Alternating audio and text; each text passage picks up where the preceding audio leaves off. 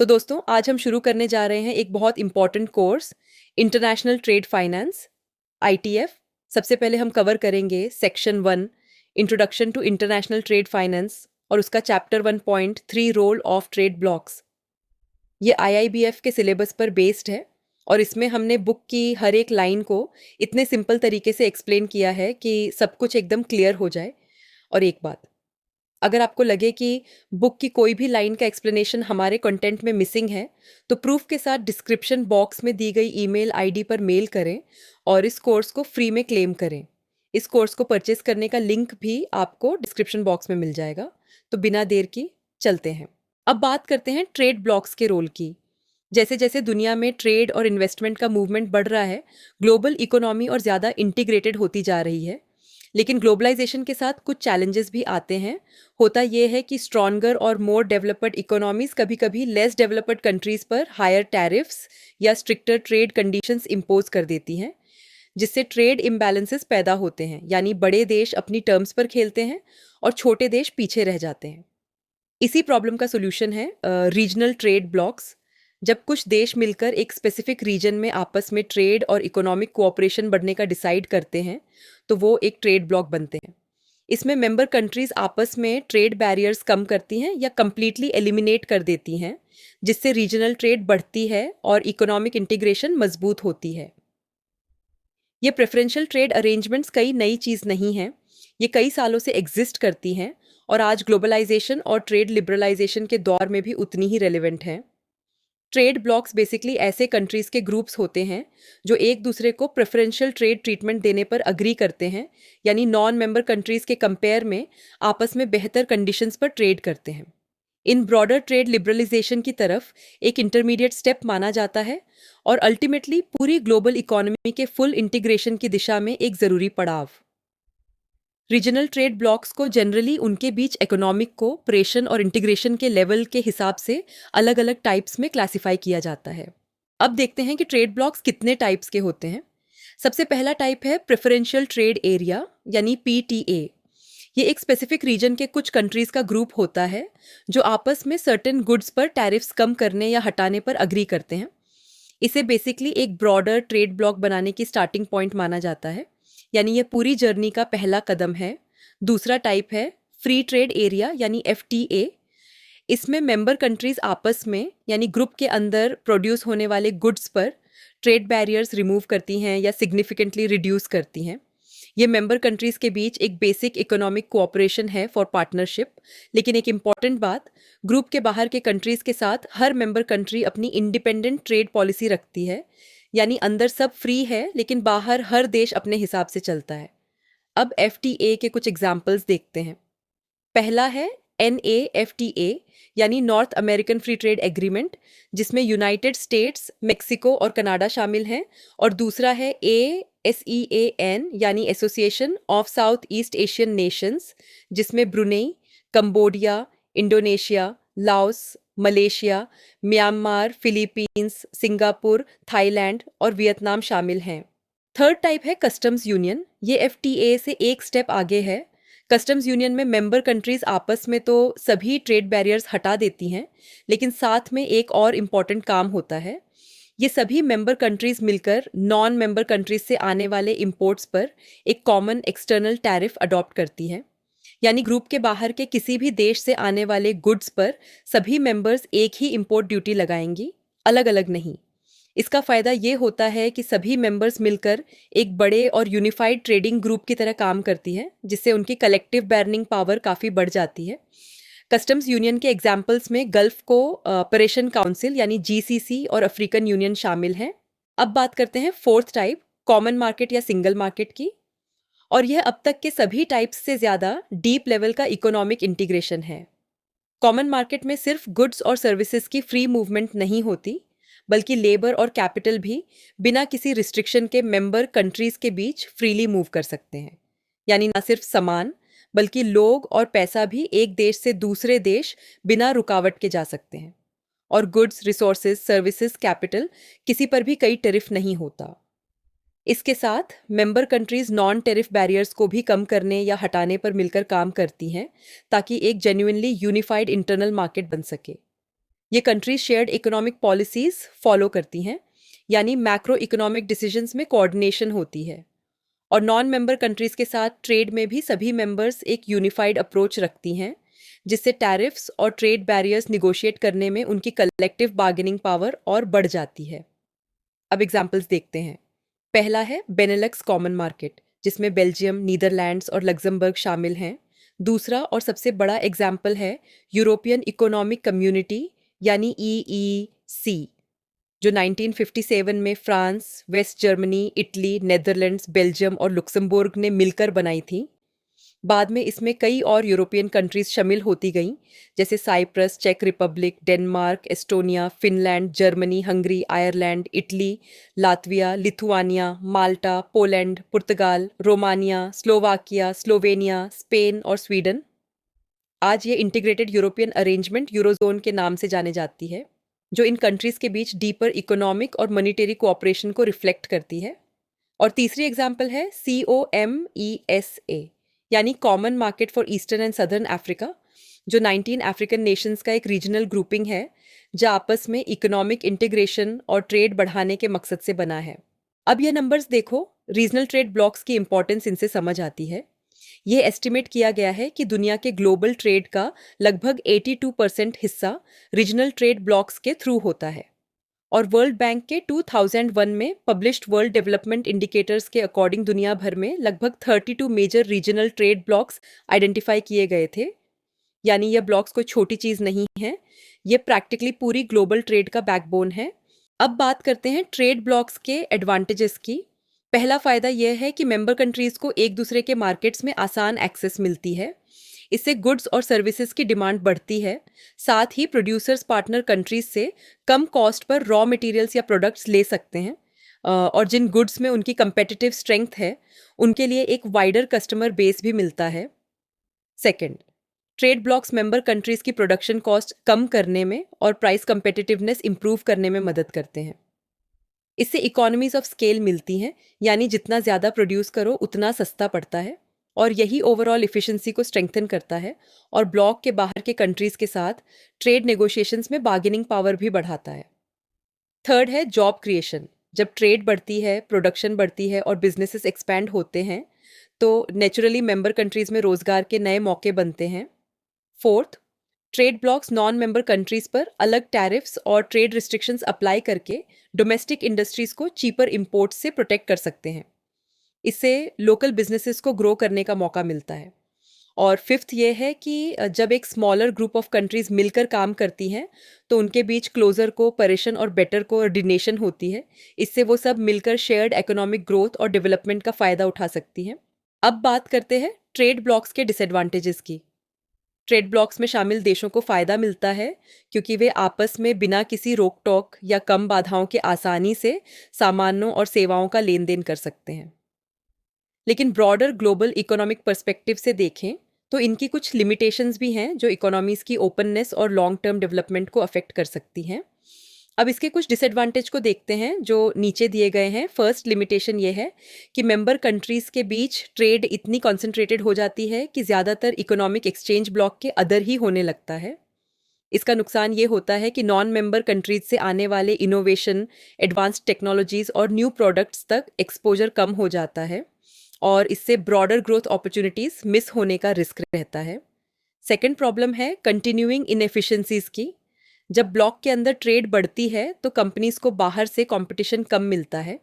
इससे वो efficiency improve करने या बेटर प्रोडक्शन और रिसर्च में इन्वेस्ट करने के लिए मोटिवेटेड नहीं रहती। और जो डोमेस्टिक इंडस्ट्रीज एक्चुअली इनएफिशिएंट हैं या increasing production of better products, वो भी बिना किसी रियल कंपटीशन के सर्वाइव करती रहती है। ये सब मिलकर ओवरऑल नेशनल इकोनॉमिक परफॉर्मेंस को नेगेटिवली अफेक्ट करता है। थर्ड डिसएडवांटेज है नॉन मेंबर कंट्रीज की तरफ से रिटेलिएशन का।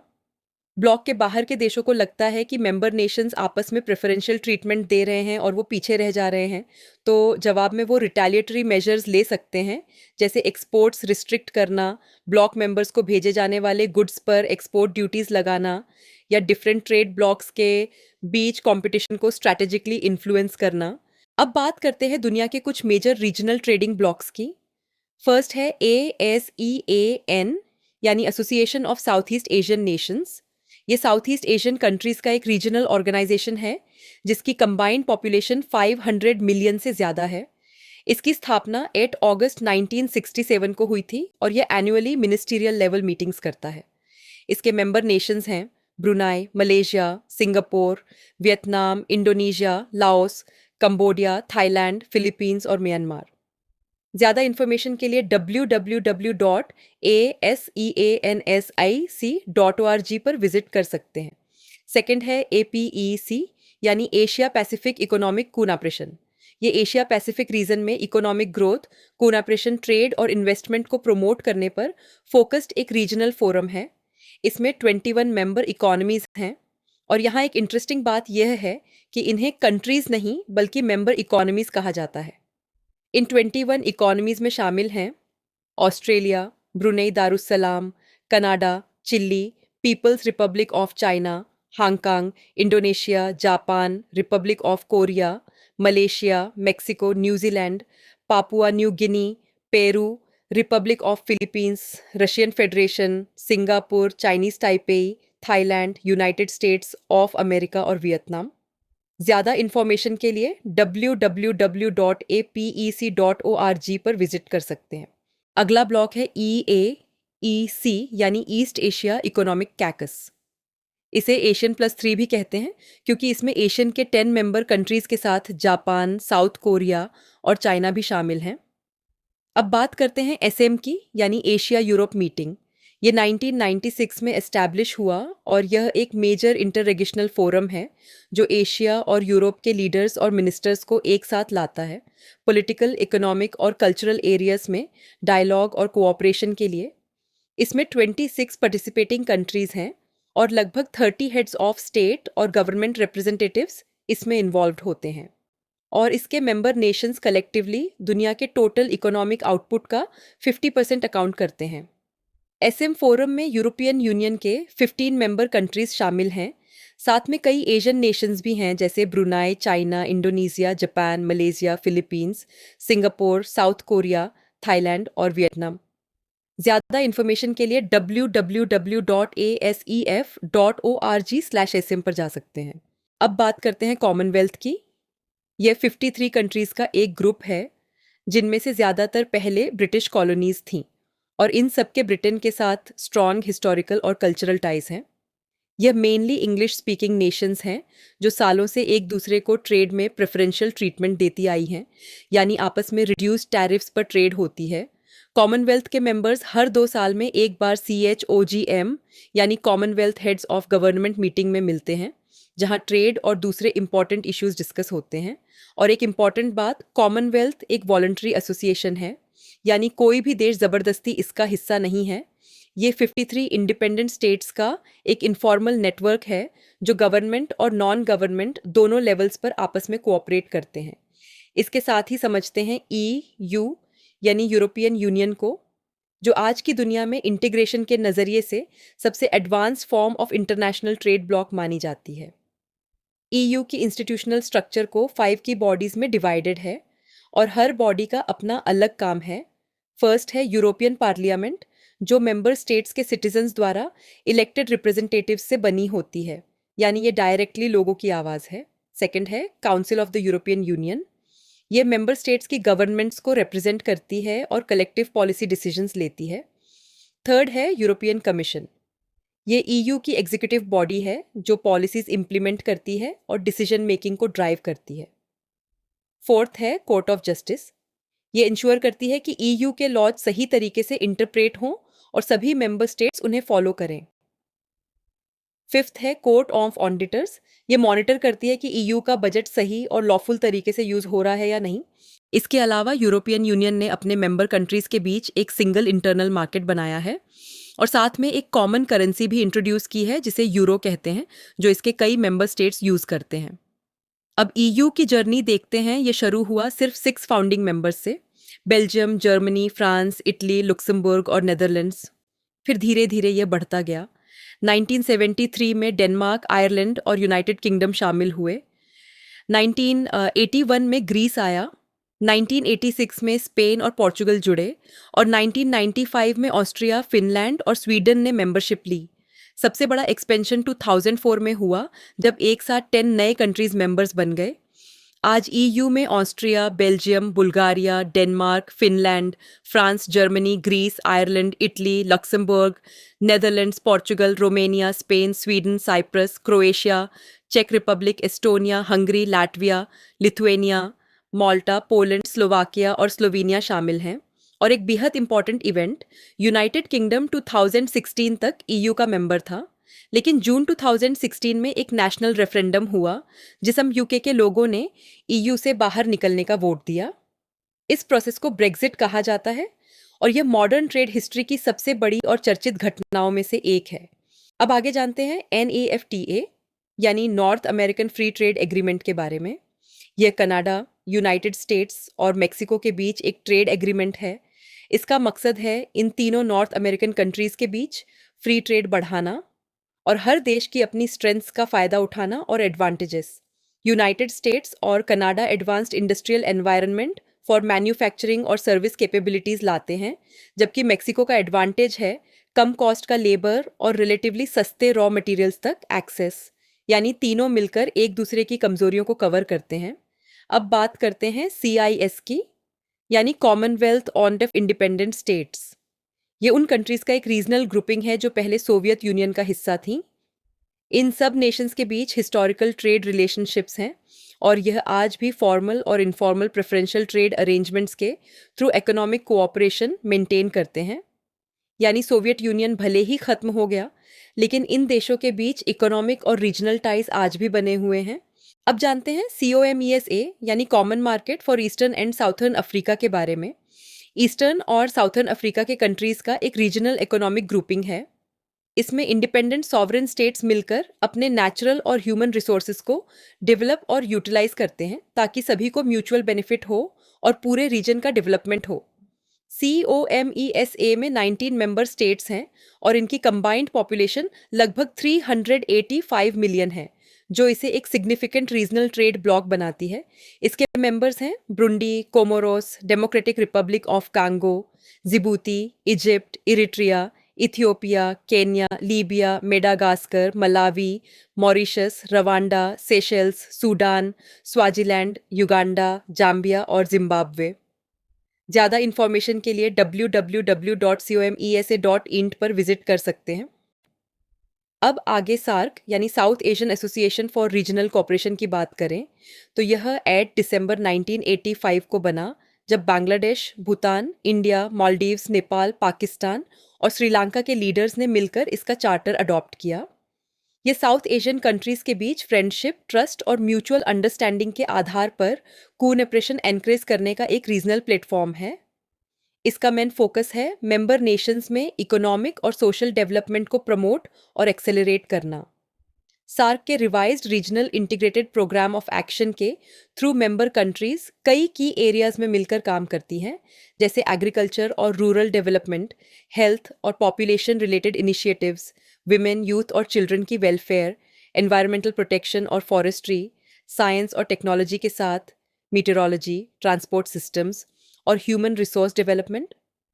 इन मेन एरियाज के अलावा सार्क ने कुछ स्पेसिफिक सेक्टर्स के लिए वर्किंग ग्रुप्स भी बनाए हैं, जैसे ICT यानी information and communications technology, biotechnology, intellectual property rights यानी IPR, टूरिज्म और एनर्जी।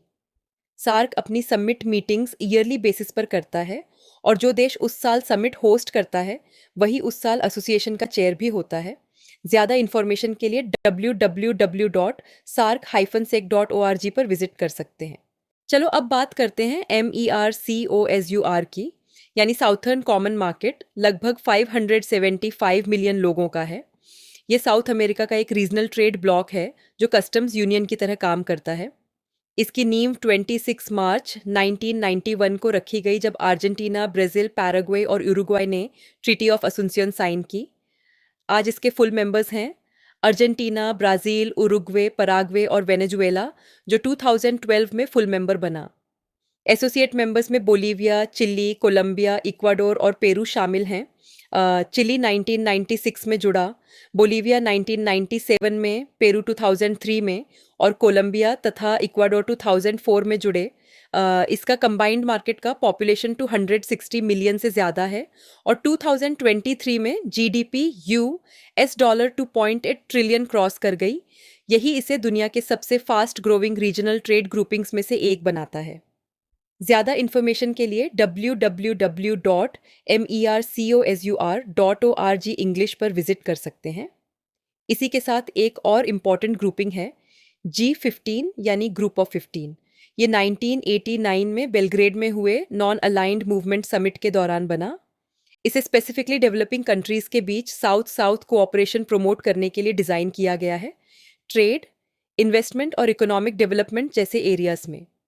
इसमें Algeria, Argentina, Brazil, Chile, Egypt, India, Indonesia, Jamaica, Malaysia, Mexico, Nigeria, Peru, Senegal, Venezuela और जिम्बाब्वे शामिल हैं। यह ग्रुप मेजर डेवलपिंग इकोनॉमीज़ को एक कॉमन प्लेटफॉर्म देता है ताकि वो मिलकर कोऑपरेट करें और कलेक्टिव ग्रोथ और डेवलपमेंट को सपोर्ट करें। अब जानते हैं G7 के बारे में। ये मेजर एडवांस्ड इकोनॉमीज़ का एक इनफॉर्मल ग्रुपिंग है जो एनुअली मिनिस्टीरियल लेवल पर मीट करता है। इसमें United states, United kingdom, Japan, France, Germany, Italy और कनाडा शामिल हैं। जब रशिया भी इसमें शामिल हुआ तो ये G8 कहलाने लगा। ज़्यादा इन्फॉर्मेशन के लिए www.g7.utoronto.ca पर विजिट कर सकते हैं। इसी से जुड़ा एक और ग्रुपिंग है G77 यानी ग्रुप ऑफ 77, जो यूनाइटेड नेशंस के अंदर डेवलपिंग कंट्रीज़ का सबसे बड़ा कोalition है।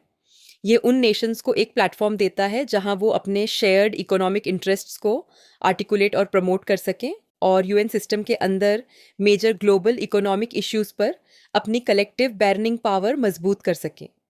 साथ ही यह ग्रुप डेवलपिंग कंट्रीज के बीच इकोनॉमिक और टेक्निकल कोऑपरेशन को भी बढ़ावा देता है। ज़्यादा इन्फॉर्मेशन के लिए www.g77.org पर विजिट कर सकते हैं। अब देखते हैं G20 यानी ग्रुप ऑफ 20 को। यह गवर्नमेंट्स का एक इंटरनेशनल फोरम है जो ग्लोबल इकोनॉमिक मैटर्स में कोऑपरेशन पर फोकस्ड है। ये मेंबर कंट्रीज को ट्रेड इन गुड्स और सर्विसेज जैसे शेयर्ड इकोनॉमिक इश्यूज पर कोऑर्डिनेशन स्ट्रेंथन करने और क्लोजर रिलेशंस बनाने में मदद करता है। इसके साथ साथ दूसरे म्यूचुअल इंटरेस्ट वाले इश्यूज पर भी बात की जाती है। और G20 के मेंबर्स हैं India, Argentina, Australia, Brazil, Canada, China, France, Germany, Indonesia, Italy, Japan, Republic of Korea, Mexico, Russia, Saudi Arabia, South Africa, Turkey, United Kingdom, United States of America और यूरोपियन यूनियन। साथ ही G20 का एक की objective है sustainable development goals यानी SDG की तरफ प्रोग्रेस को सपोर्ट और स्पीड अप करना, जिसमें ट्रेड, सर्विसेज और टैरिफ्स जैसे एरियाज पर डिस्कशंस होती हैं।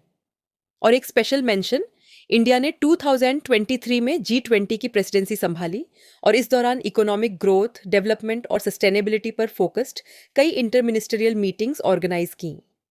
अब समझते हैं एक और ग्रुपिंग D8 यानी डेवलपिंग 8 को।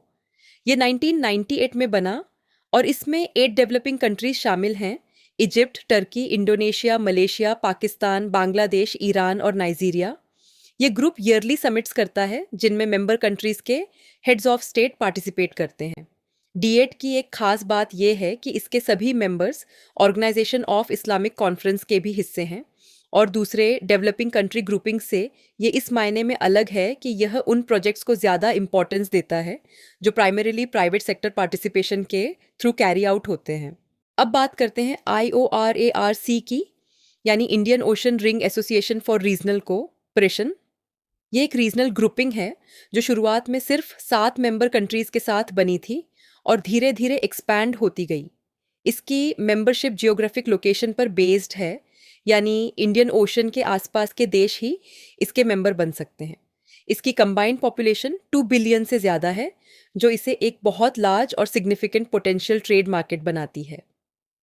IORARC की शुरुआत मार्च 1995 में मॉरिशस में हुई और इसकी पहली ऑफिशियल मीटिंग दिसंबर 1995 में न्यू दिल्ली में हुई।